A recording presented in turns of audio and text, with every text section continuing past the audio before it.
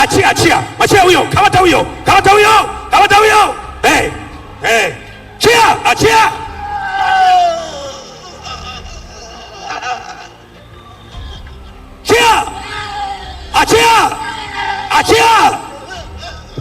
Achia. Mwache na kuapisha kwa jina la Yesu. Achia familia yake. Mwache kwa miaka yote uliyomtesa. Ondoka. Fumba kinywa. Mtoka. Usimwingie tena. Amka. Simama. Shika mkono, simama.